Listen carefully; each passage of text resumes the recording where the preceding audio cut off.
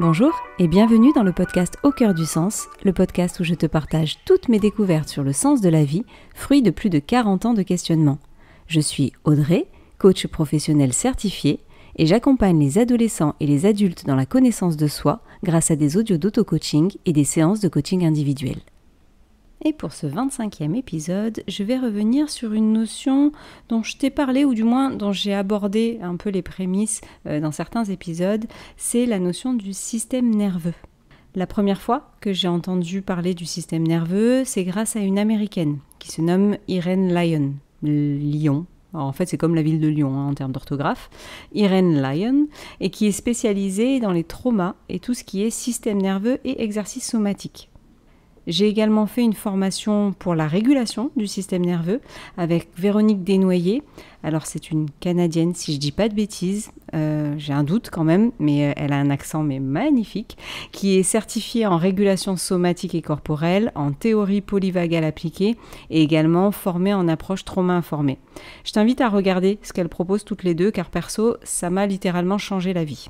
Du coup, pour cet épisode, je vais te décrire ce qu'est le système nerveux, et particulièrement le système nerveux autonome, et te partager dans les grandes lignes ce que j'ai pu découvrir sur cette fameuse régulation du système nerveux. J'ai découvert Irene Lyon, alors j'espère que je prononce bien son nom, mais bon, tu l'auras compris, en m'intéressant à la notion de traumatisme vécu qui s'imprime en fait dans le corps. Dans mes croyances personnelles, mon corps garde en mémoire tout ce qu'il vit. Et du coup, les traumatismes que j'ai pu vivre sont pour moi comme engrammés, en quelque sorte, dans mon corps. Cette croyance-là, en fait, je la nourris depuis plusieurs années maintenant. En fait, pour moi, le corps a la capacité d'exprimer des choses physiques d'un état émotionnel. On le dit de temps en temps, alors il y a des maladies qui sont aujourd'hui reconnues comme étant psychologique, c'est-à-dire l'eczéma par exemple, les gens stressés, l'eczéma, ok, soigne le stress et tu verras que l'eczéma va partir. Et au fur et à mesure en fait de mes expériences, pour moi, le corps a cette capacité de mémoire, alors déjà cette capacité d'expression, de réussir à exprimer en fait ce que je n'exprime pas à haute voix dans mes émotions par exemple. Il y a un exemple un peu, alors pardonne-moi, mais c'était mon gynéco qui me disait ça, qui disait quand...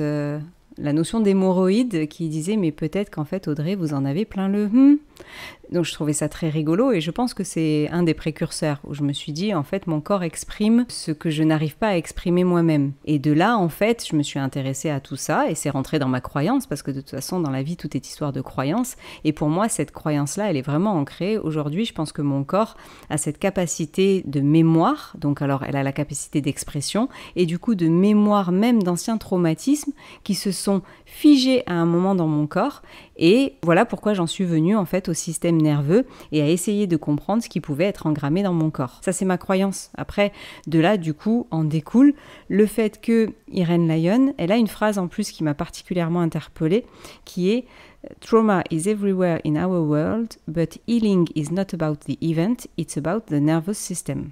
Avec un accent spectaculaire, comme tu l'auras remarqué, cela signifie en fait qu'il y a des traumas partout dans le monde, mais que la guérison n'est pas à propos de l'événement, c'est à propos du système nerveux. C'est pour ça que je me suis intéressée en fait à Irene Lyon, et notamment sur un exemple avec les animaux sauvages dont je te parlerai un peu plus tard. Du coup, je me suis intéressée au système nerveux autonome, qui est une branche essentielle du système nerveux périphérique et qui régule en fait les fonctions involontaires de notre corps, telles que la respiration, le rythme cardiaque ou encore la digestion.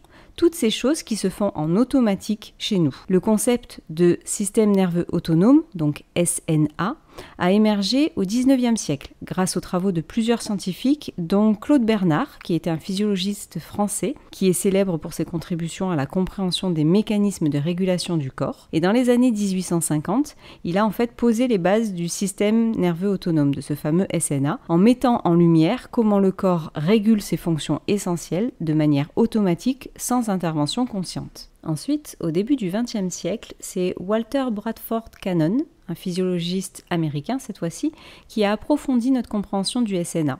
Il a popularisé déjà le terme de système nerveux autonome et il a introduit le concept de réponse de lutte ou de fuite. Cannon, en fait, il a observé que lorsque le corps est confronté à des situations stressantes ou menaçantes, le système sympathique du SNA prépare le corps à l'action immédiate. Par exemple, face à un danger soudain comme un animal sauvage, le système sympathique, qui est donc une branche de ce fameux SNA et que je vais détailler un peu après, accélère en totale autonomie et totalement de manière inconsciente le rythme cardiaque pour augmenter l'apport en oxygène vers les muscles. Il dilate les bronches pour une meilleure respiration et il libère du glucose pour fournir de l'énergie supplémentaire. Et tout cela en toute autonomie. Et à l'époque, ils ont mis en évidence donc 2 branches du SNA. Et pour les décrire simplement, il y a le système sympathique qui est celui qui déclenche en automatique la réponse combat ou fuite, et le système parasympathique qui, en contraste, déclenche automatiquement la réponse de repos et de digestion.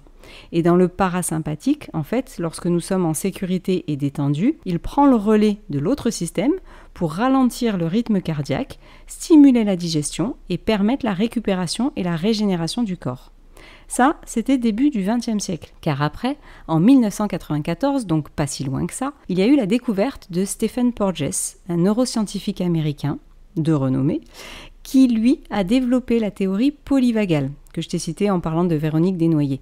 C'est un terme un peu barbare, mais en fait, les études de Porges ont permis de mieux comprendre le fonctionnement du système parasympathique, en voyant qu'en fait, ce fameux parasympathique, il avait en fait, lui, 2 branches.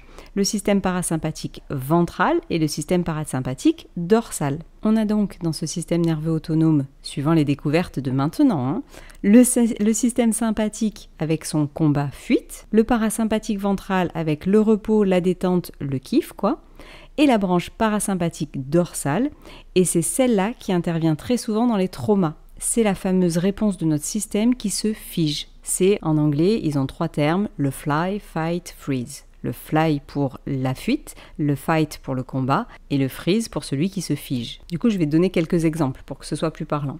Le sympathique, tu l'as compris, c'est le combat-fuite. Par exemple, imagine-toi en pleine nature, lorsque soudain, un ours surgit sur ton chemin. Ton système sympathique s'active, ton rythme cardiaque s'accélère pour augmenter l'apport en oxygène vers les muscles, te permettant de t'enfuir. Tes bronches se dilatent pour une meilleure respiration, pour que tu puisses ne pas perdre ton souffle en courant. Et ton foie libère du glucose pour te fournir de l'énergie supplémentaire à tes muscles, au cas où tu veuilles combattre l'ours. Toutes ces réponses physiologiques sont totalement inconscientes et ça prépare ton corps soit à affronter l'animal, bonne chance, en augmentant ta force et ta vigilance, soit à fuir pour assurer ta sécurité. Cette réaction de combat-fuite, elle est vitale pour ta survie, car elle permet à l'organisme de répondre efficacement aux menaces immédiates dans ton environnement. Ensuite, dans le cas du parasympathique, qui contrairement au système sympathique favorise la relaxation et la conservation d'énergie, il y a donc 2 branches principales, le parasympathique ventral et le parasympathique dorsal. Le parasympathique ventral, par exemple, c'est lorsque tu passes du temps avec des amis, dans un cadre apaisant. Ton rythme cardiaque se ralentit, ça réduit tes niveaux de stress. Le nerf vague, qui est une composante majeure du parasympathique ventral, régule les muscles du visage, les cordes vocales et le cœur, ce qui permet de faciliter la communication et l'interaction sociale. Donc, lorsque tu te trouves dans un environnement sécurisé et en connexion avec d'autres personnes, ce système-là s'active, et tout seul, toujours en automatique. En revanche, donc la deuxième branche du parasympathique, le parasympathique dorsal, lui, il entre en jeu lors des situations de désengagement ou d'immobilisation. En fait, c'est un peu quand tu te trouves face à une menace ou ce que tu interprètes comme une menace et que tu ne peux pas combattre ou fuir. Et dans ces circonstances, ton corps peut réagir en se fermant. Cela peut se traduire par des états ils disent des états de congélation ou de dissociation, où ta fréquence cardiaque et ta respiration ralentissent considérablement. Et c'est dans des situations de traumatisme ou de stress extrême que ce mécanisme est souvent observé, car l'organisme adopte en fait cette stratégie pour se protéger. Dans tout ce qui est traumatisme, il y a des petits et grands traumas, car on peut parler du système parasympathique dorsal dans les cas de viol ou d'agression, mais il intervient aussi dans des cas de dispute. Par exemple, un enfant qui va se faire gronder super fort peut se retrouver en parasympathique dorsal et se figer. Voilà pour l'explication du système nerveux. Et en fait, connaître son fonctionnement, moi perso, ça m'a permis de m'apercevoir qu'il y a beaucoup de comportements qui sont en quelque sorte automatiques. En quoi c'est dérangeant ? En fait, je me suis intéressée à ça pour 2 raisons. La première, pour laquelle j'ai trouvé les réponses avec Irène Lyon, c'est de comprendre en fait pourquoi mon corps avait ancré des traumas et comment faire en sorte de sortir ces traumas, non pas en racontant ma vie à un psy, parce que ça j'avais donné, mais en faisant des exercices concrets pour extérioriser en quelque sorte ce trauma de mon corps. Pour ça, j'ai trouvé les exercices somatiques et je pense que je te ferai un épisode dédié, donc je ne vais pas t'en dire plus. L'exemple que donne Irène Lyon, dont je te parlais tout au début, ou son mari d'ailleurs, je ne sais plus lequel en a parlé, et c'est ça qui a déclenché ma découverte, c'est la différence entre les animaux et nous, avec l'exemple de la gazelle dans la jungle, qui se fait poursuivre par un prédateur, et à un moment elle se frise totalement, tu sais quand elle fait semblant d'être morte là, qu'elle tombe au sol. Et quand elle se frise, en fait, c'est son parasympathique dorsal qui se met en route. Mais la fameuse différence entre les animaux et nous, c'est que après la gazelle, elle garde pas dans son corps ce traumatisme. Les animaux ont la capacité à évacuer ce stress et ce trauma très rapidement. Et en fait, c'est ça qui m'a intéressée. La deuxième raison de mon intérêt, ça, j'ai trouvé la réponse avec Véronique Desnoyers, car personnellement, j'étais en mode survie tout le temps. Tu sais, le genre de personne toujours stressée, super efficace, mais toujours en panique. Et avec Véronique, genre je l'appelle Véronique, tu sais, donc avec Véronique, j'ai découvert que l'on pouvait réguler son système nerveux, car techniquement c'est ok d'être stressé de temps en temps, mais retrouver la sensation d'avancer sans être en panique à longueur de journée, pour moi ça a été super efficace. J'ai appris à réguler mon système nerveux et ça m'a permis d'être plus souvent dans le parasympathique ventral, celui où tu retrouves la capacité d'être en relation avec les autres, en mode zen et pas toujours en panique. Et ça m'a permis de ne plus avoir ce fameux épuisement social que j'avais souvent, parce qu'en étant beaucoup plus dans le parasympathique ventral, j'avais la capacité de mieux communiquer avec les gens et de moins être fatiguée à leur contact que lorsque j'étais dans le sympathique à longueur de journée. C'est un peu comme si j'avais retrouvé un équilibre, parce que c'est pas que je suis plus stressée ou c'est pas que je suis totalement zen, moine bouddhiste, c'est juste que j'ai retrouvé un équilibre en régulant ce fameux système nerveux. Du coup, si tu as cette sensation d'être en panique tout le temps ou d'être très stressé ou d'avoir des problèmes relationnels, essaye de t'intéresser, voici le système nerveux peut être une réponse qui te permettra d'avancer plus sereinement. Alors après, je fais pas du tout de sponsoring par rapport à la formation de Véronique Desnoyers, mais vraiment, sa formation, elle est simple, elle est abordable et waouh, quoi, les effets que ça a eu sur ma vie. Donc n'hésite pas à regarder et à te renseigner. Et voilà, pour les grandes lignes du système nerveux. Je pense que je te proposerai d'autres épisodes sur le sujet car je trouve ça passionnant, la compréhension de notre corps pour vivre mieux. C'est une machine tellement complexe que je pense qu'il y a énormément de sujets à découvrir. En attendant, n'hésite pas à t'abonner, à activer les notifications du podcast pour rater aucun épisode. Et tu peux même partager cet épisode si toutefois tu as pensé à quelqu'un en l'écoutant. En attendant, je te souhaite une bonne journée ou une bonne soirée et je te dis à la semaine prochaine pour un nouvel épisode.